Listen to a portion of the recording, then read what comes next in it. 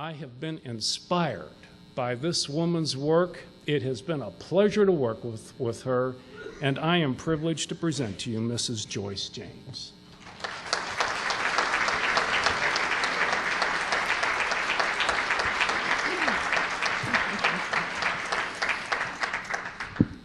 Good evening.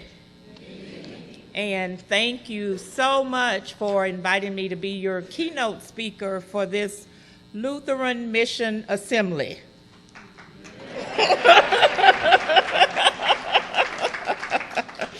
I also would like to give a special thanks to Pastor Hubbard for his unwavering commitment to equity and justice, and more so for his willingness to have those conversations that brings language such as institutional and structural racism into the discussion. And I also want to thank him for being my friend. I really appreciate his support. I'm flattered by the introduction and, the accolades that people attribute to me in your brochure. But, I know that the life works of many who face mighty struggles and even death has contributed to my ability to be here to stand before you this evening. I grew up in a poor family in Port Arthur, Texas. Anybody know where that is?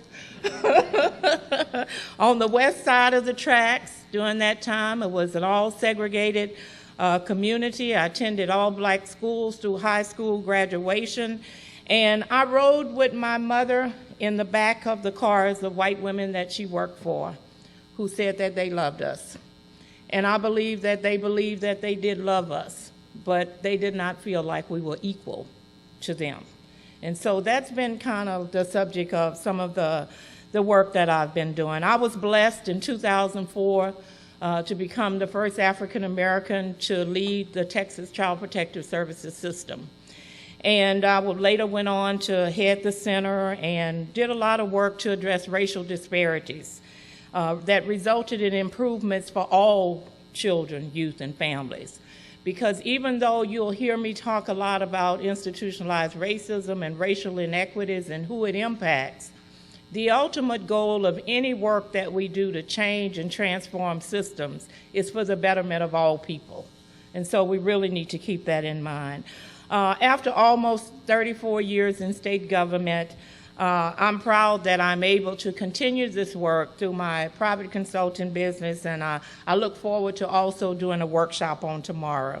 So I stand before you this evening as a person who, except by the grace of God, could be struggling with many of the issues that the oppressed in this country and this state and right here in this city are facing on a daily basis. But I have come to realize that nothing about where I am is of my own doing, and that I'm not different from those who suffer from oppression. And so I thank God, who is awesome and almighty, who is omnipotent, and who is sovereign. For I have no doubt whatsoever about the fact that he has directed my path every step of the way, and that every place that I have been blessed to be is for the fulfillment and purpose of his will in my life. And so I don't believe that I've been in any place by accident, but rather for his purpose, and that my work is guided and driven by spiritual knowledge, wisdom, and understanding that comes from knowing and believing in God. So I don't believe I just happen to be your keynote speaker this evening.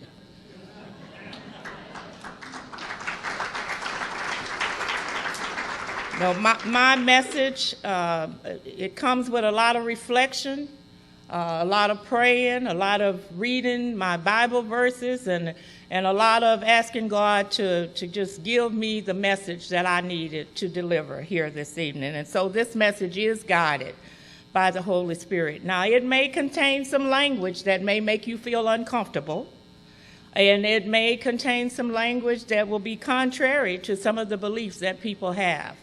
But nonetheless, I have made the commitment to speak to these issues because when I said yes to Jesus' call for me to do this work, I made the decision to not let anything get in the way of this calling. And so I'm bringing the message that I feel like I have been called to bring. This work is not easy. It requires a level of risk-taking, but I decided many years ago that the benefits far outweigh the risk, and that as long as my path is being directed by God, there can be no turning back, and every closed door that I have faced has brought new and exciting opportunities for me to take this work to a higher level. So I want to begin by sharing with you just a little bit about my journey and how I came to understand the oppressive nature of systems, and how I came to understand that racism is in the very fabric of all of our systems and institutions, including our religious systems. Now, I've been a social worker for 34 years. I started my career as a frontline Child Protective Services caseworker, and I've held various positions that I don't need to talk about, but I knew early in my career as a caseworker that something just wasn't right. And I knew there was something that wasn't right in the way that some of the cases were being handled, in the way that services were being provided, in the way that decisions were being made, and it appeared to me that these things were racially based. But like most people, I hesitated to raise any issue that implied race as a factor. So I did like most people, and I kept silent, struggling internally, which I later learned is one of the primary contributors to health disparities in African American people.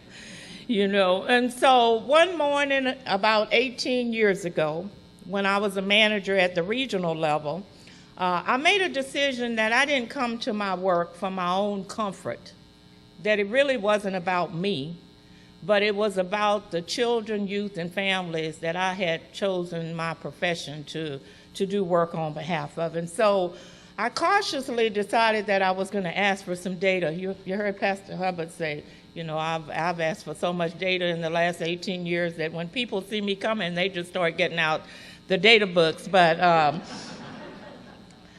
so I asked for data, and I wanted it broken down by race and ethnicity for the children who were in foster care in the largest county in the region that I was over at that time. And the data was alarming, because what it revealed to me was that African American children represented 29% of the child population in that county, and they represented almost 80% of the children in foster care. So what it did for me was, the reality of what I'd been struggling with for all those years, what I had been feeling, and the questions that I had been struggling with for so long, it just did something to me such that I had to begin to ask more and more questions. I realized then that I had been silent for far too long, and that it was time for me to, even if I was going to be a lone voice, to begin to ask some of these questions. So the data led to more questions, and the more questions I asked, the more confidence I gained in asking the questions. So it no longer mattered to me that I was the only one. It felt right. It was the right thing to do, and it almost felt like I had been released, from working and operating in a way that I knew I should have been raising issues, and I wasn't doing that. And so some of my questions became, why are African American children more likely to be removed, less likely to be reunified with their families, have more placements while in foster care, receive fewer services while in care, have lower high school graduation rates, are more likely to grow up in foster care and age out at age 18 without any long-term and significant relationships and supports, and they leave the system less prepared than their white peers.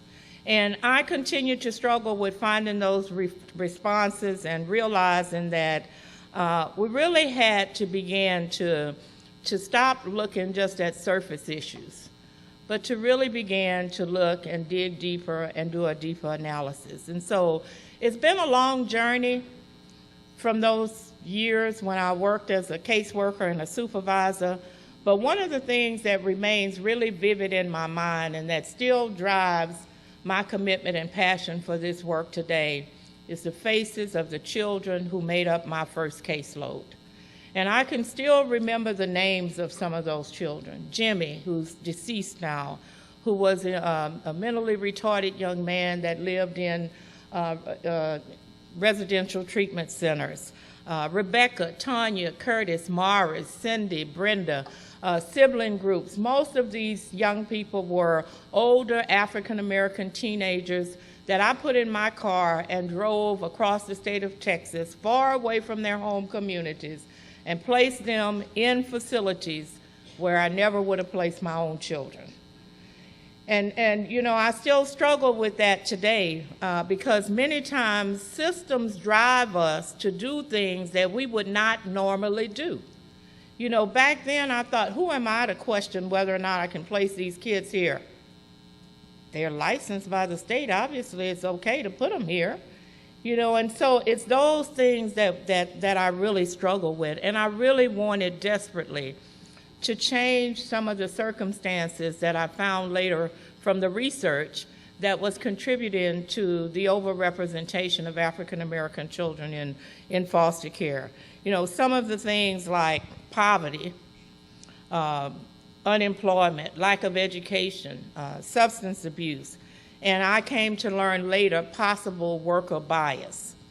It was because of the Undoing Racism workshop that I added institutionalized racism to this list. And I came to understand at that point that what we really needed to change was the deeper underlying factors that contributed to this outcome, and it was institutionalized racism.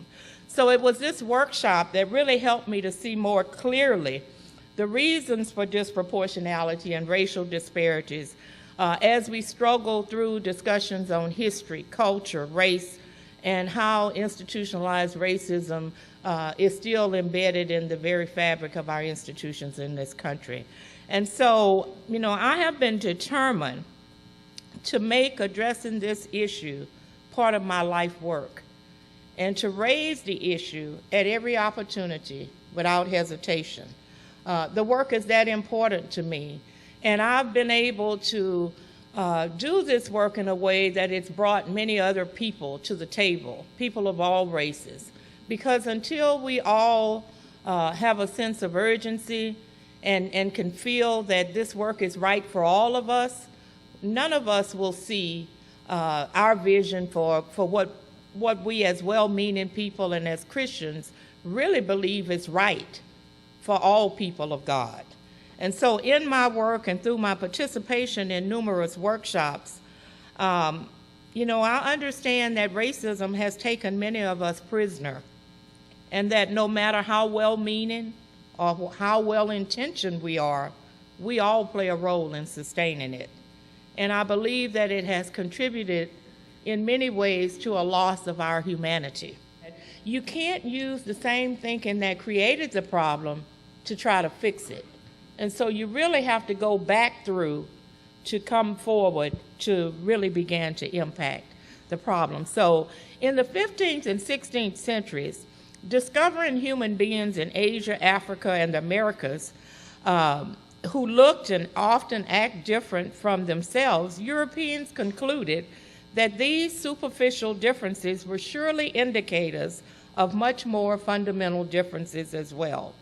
And this conclusion, coming to the conclusion that these human beings that were non-Europeans were somehow different, helped people to come to the conclusion to colonize, enslave, and even exterminate certain of these peoples, and even lay claim to have discovered the land that they occupied.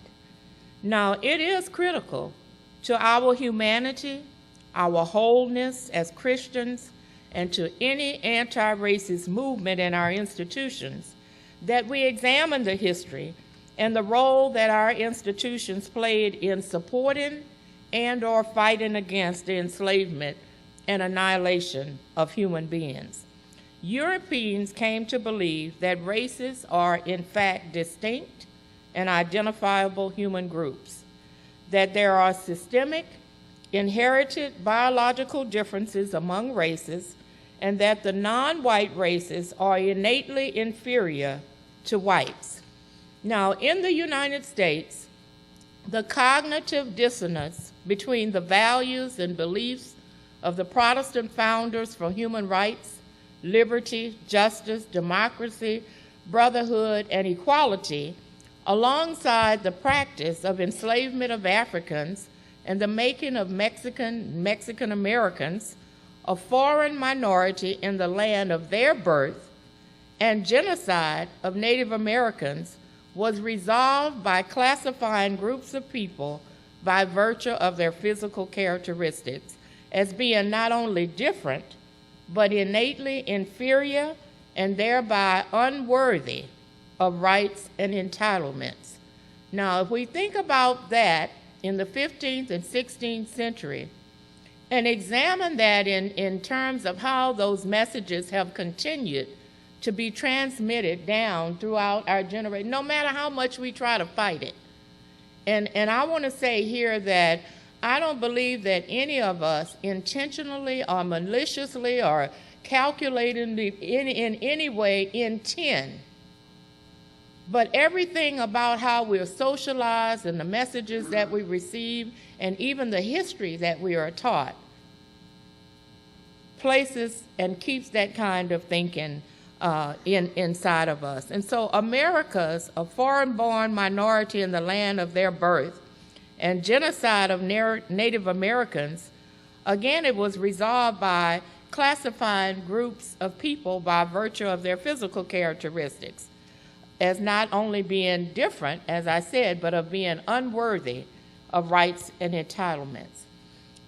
In his book, Becoming an Anti-Racist Church, Joe Barnes says, one of the most pervasive misinterpretations of the Bible that has been taught and believed throughout U.S. history, both in the church and in society, is that God endorses the superiority of white people, and that God actually approved of the enslavement of Africans and the mass killings of American Indians. He goes on to say that throughout much of U.S. history, the blatant lies of white supremacy were believed by most of society, not just by the Ku Klux Klan and other hate groups. Now, this is hard for people who work every day to do good and believe that we're doing our work in a way that's meant to help, and those are our intentions. But unless we're willing to examine those unconscious things that drive the way we view and understand outcomes for people who are oppressed, then our well-meaningness and the way we respond to those situations will continue to be inappropriate.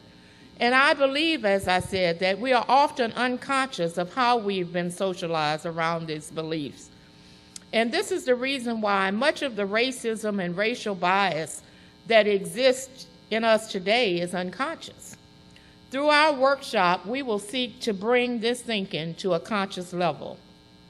How far have we moved from this kind of resolve in our thinking? From the very origins of this nation, the concept of race was used to institutionalize the benefits of one group of people while denying them to other groups of people. And so what we know is that every system and institution in this country was designed by whites, for whites, to the exclusion of all peoples of color until the Civil Rights Movement. Brown versus the Board of Education a little earlier. Now, it's not your fault that that was done. It was legal. But what we have to be willing to recognize and have conversations about and examine is whether or not 50 years has been long enough to get us to a place where we can say that years of oppression and racism no longer exist. Some people say race is not a factor in the outcomes for people of color, and that it is more a factor of poverty and socioeconomic status. But what we fail to recognize is that people of color are disproportionately in lower socioeconomic strata, not of their own choosing, but due to institutional racism that has constrained them to life circumstances that have kept them poor. And we will also examine in our workshop, for those of you who've been in the workshop before, you know that it's a very interesting activity when we say, why are people poor? Because we have internalized a lot of different messages in our beliefs about why people are poor. But I personally have not met a lot of people who like living in rundown houses, standing in line for food, living in neighborhoods with an absence of services like doctors, dentists, clinics, grocery stores, banks, sidewalks, good lighting, and high-performing schools. But we allow ourselves to believe that people are in those conditions because somehow they just like it, or they choose those circumstances for themselves. And in the absence of an examination of systems and institutions, we continue to lay the blame on the individual. I have, for the past 18 years, struggled to lead a new and more courageous conversation on this issue that pushes for a deeper examination of institutions and systems. And I believe that we have to do this work not only from the head, because in our head we will think about it and say, oh yeah, that's the right thing to do. But if it doesn't come from the head and the heart, then we won't begin that journey toward developing that race equity lens that will move us closer to regaining our humanity and our wholeness and moving us toward unity, amity, and equity. So this kind of work allows well-meaning people suffering from the power of years of socialization based on white power and privilege to begin to believe that most people want the same things for their children and families that we all want for ours. And that there is a race construct in place that has blinded us to the truth.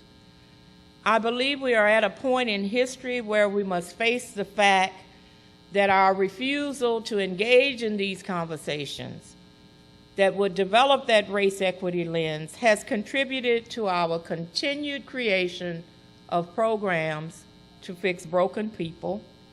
And when those programs don't work, we blame it on the people. We say, see, we gave you this or that or the other, and you didn't take advantage of it, so it didn't work. And it doesn't work because we're doing like a fish in the water analogy. You know, if one fish comes belly up in the lake, or even two, it makes sense to look at the fish.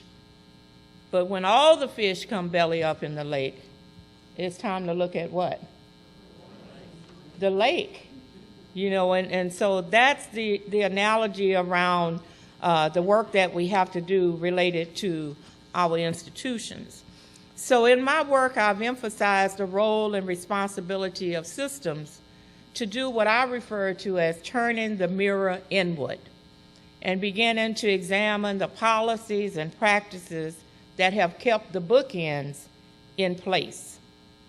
And I go as far as to say, when all the factors have been considered and all we have left is race, and if you're willing and courageous enough to examine the data and look at the factors, you heard Pastor Hubbard mention the Breaking School Rules report. Those researchers considered 80 factors when they made the conduct disorder the same, when they made the school performance the same, when they made the socioeconomic status the same, when they looked at the size of the school, the teacher to student ratio, and 83 factors. Race was a predictor of discipline. so some of the responses that we heard related to that report was, oh my God, this is awful. What kind of program are we going to be able to develop for these children? Isn't there something wrong with that? You know, because it's really not about what's wrong with the children. You know, it's about what is it that's operating inside of a system that would allow people of all races, let me be clear about that, to deliver discipline that resulted in the racial inequities. And a recent report has come out from the Office of Civil Rights in the Department of Justice, I believe, showing that from preschool through 12th grade, African American and other youth of color are disproportionately disciplined for the same acts that white children commit and don't get disciplined.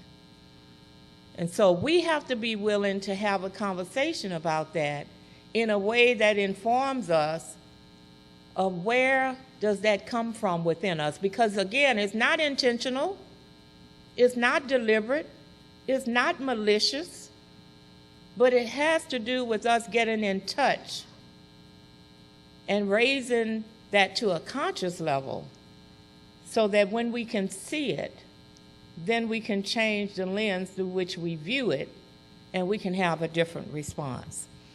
And so it seems if we examine our history that, I mean, we know of the Martin Luther Kings and all of the great leaders who fought for racial justice, and I'm sure that there are people, you know, people of all races that did. But we know that there weren't, you know, we don't name masses of people. Yes, there were masses of people in the struggle. But what has happened is that it's unpopular to have this discussion. And that we know that it's unpopular to question these outcomes and mention anything about race being a factor. And that the few who do, we know what has happened to them.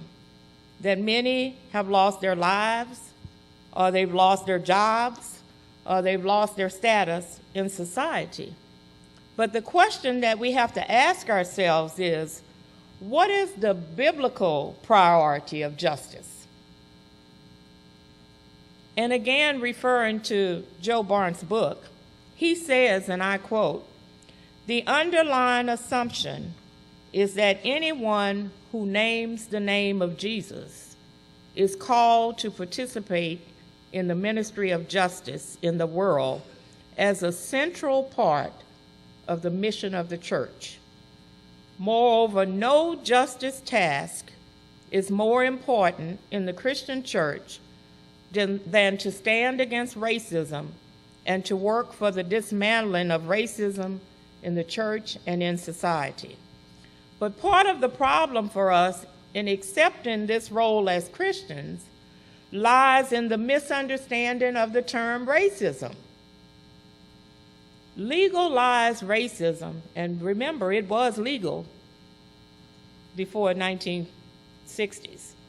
Legalized racism was such a powerful and ugly force that when we hear the term, we see those old overt acts of, you know, just all that all of us can remember what racism was, the things that we so despised. When we hear that term, that's what we think of.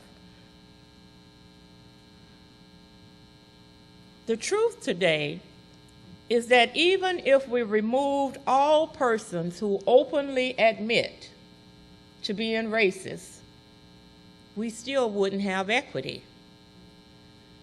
Because it's not about individuals.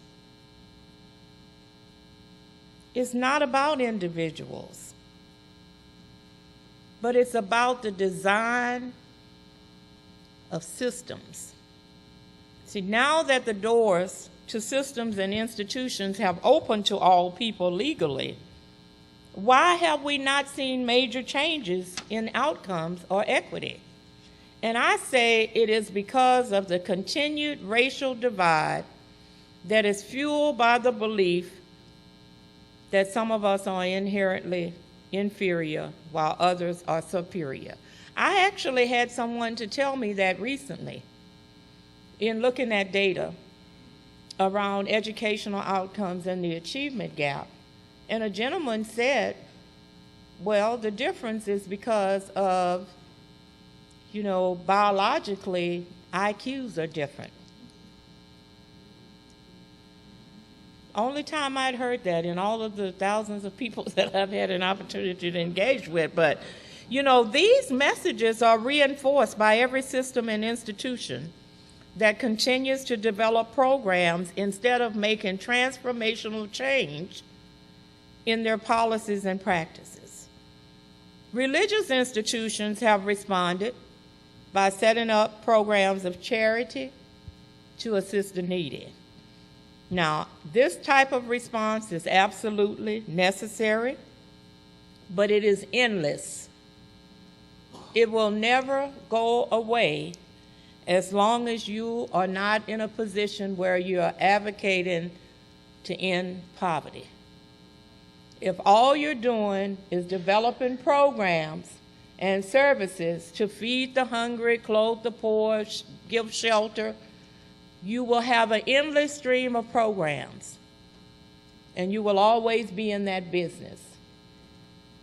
But until you're willing to engage in a deeper, new conversation where you do that deeper analysis about why people are poor, and you advocate to change those systemic factors that contribute to poverty, then you can do something else with your money.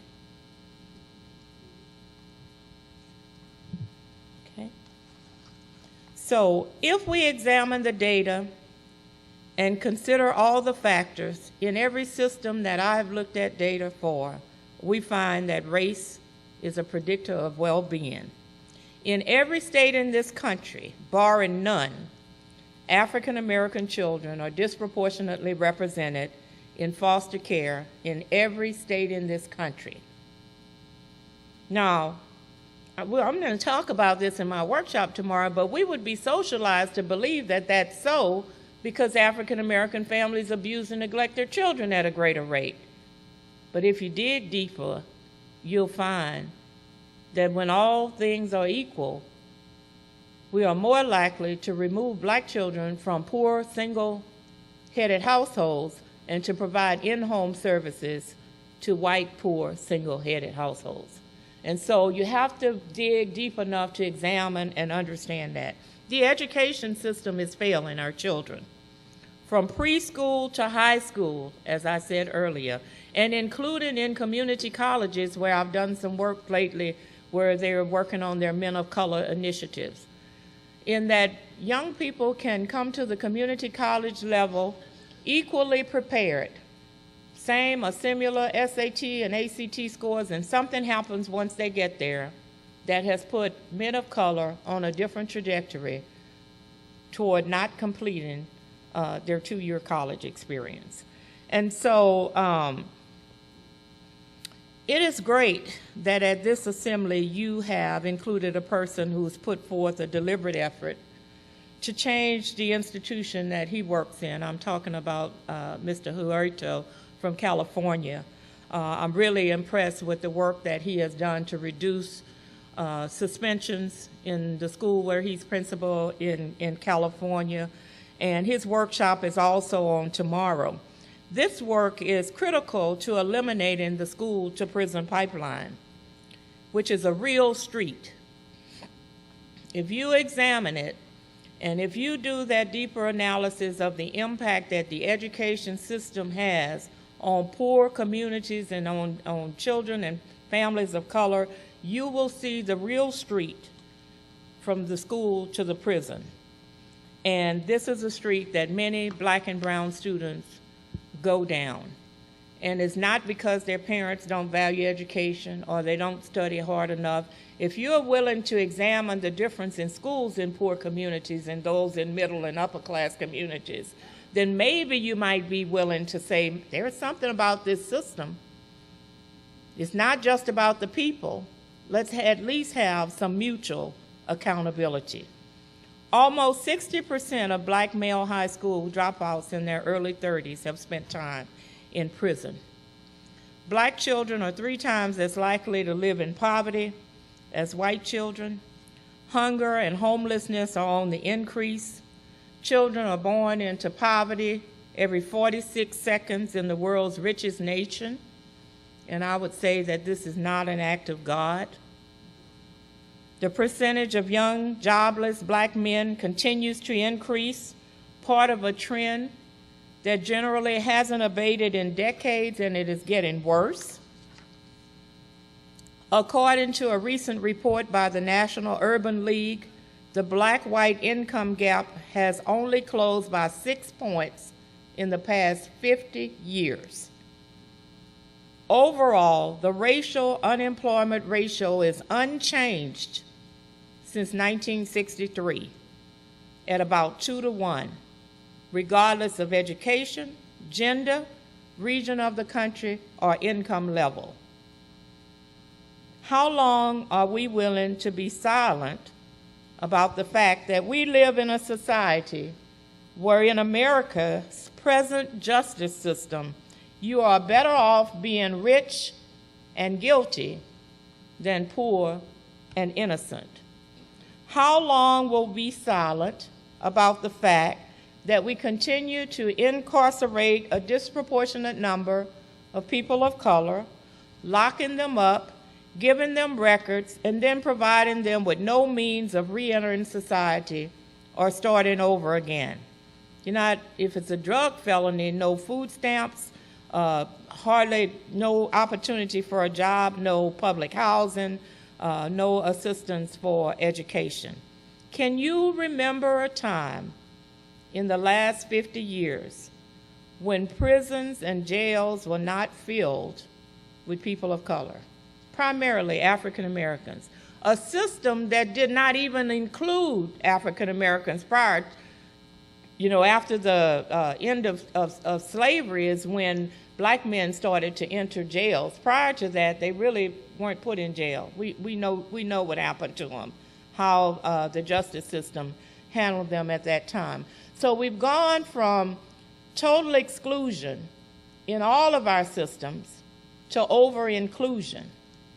And, can we maybe consider that this is a new form of slavery? I think Michelle Alexander speaks to it in her book, The New Jim Crow. So in America in 2014, the greatest addiction is not crack or cocaine. It's still racism. And we have to own that and become full participants in undoing that. We still live in a society where African American and Latino and Native American history is still an elective in our educational system. We still live where a person may now be able to go to any hotel or any lunch counter or any college, but they're still not able to get a job or the just income to pay for the food or the lodging or the tuition. It's been 50 years since the Civil Rights Movement, and we're still fighting battles that we thought our parents had already won. And what I say about that is that we didn't build that ugly house, but we live in it. And we have to realize that we live in it and really work together to make it the house we want it to be. How many of us are involved in discussions about poverty and the fact that many families are homeless, living in cars, the invisible poor? How many of us are speaking out at city council meetings, at commissioners' courts about the devastating poverty and the impact on our children, families, and communities? The poor and the hopeless that I speak about today have at one time had hopes and dreams, just like you and just like me. You know, can you imagine a new mother who aspires for her child to grow up hungry in unsanitary living conditions, to be a high school dropout, to become a victim or a perpetrator of violence, to be removed and placed in foster care, the juvenile justice or the criminal justice system? You know, tomorrow I'm going to show some Texas-specific data. And this data has been really good in raising the consciousness of people of all races in regard to that deep socialization that I mentioned. Socialization in many instances around some untruths that have shaped our lens and resulted in woefully inadequate responses to how we approach what we refer to as the brokenness of people. The data also helps to convince us that the bridge to racial unity and equity is still under construction. It's not fully developed yet. So I believe that the data and the research behind it proves that although we live in a society where most speak of their belief that all men are created equal, the data and outcomes continue to portray a United States and a Texas where race is still too often a predictor of the quality of life, and in some instances, it is a predictor of life itself. If you look at the infant mortality rate for African American babies, if you even look at life expectancy, then you will know that these things are often predictors of life itself. You know, I'm going to bring this to a close by telling you how excited and hopeful I am by the boldness of the Lutheran Mission Assembly. And the work that you are embarking upon to better understand issues around racial justice and inequities, and the role that the church has in undoing racism. There are others in your history who took a stance against the injustices of slavery. Back in 1838, at a time when Lutherans were not strong anti-slavery advocates, nor did they champion the cause for free blacks in the North or in the South, the president of the Frankian Synod in Upper New York confronted the apathy of Christians and the silence of ministers of the gospel, and he rallied members to rebuke the sin of slavery. In this same way, today's Christians must seek to rebuke the new forms of racism that have continued to emerge. And I would like to hope that there are people in this room who will be encouraged and inspired by the legacy of past Lutherans and others who were in the struggle for racial justice, and maybe even by some of the information that I have shared with you that you will hear in your workshops on tomorrow. And you know, that you realize that we need some modern day champions, because we keep looking back to the heroes of the past. And you know, their shoulders are probably getting pretty tired of us standing on them. So my prayer for myself and for us this evening is to let us have the guts, let us have the courage, let us have the conviction, and let us have the boldness once and for all to demand justice, to offer love, to rise up, and to free ourselves of the lies that continue to divide us and stand for truth. Thank you.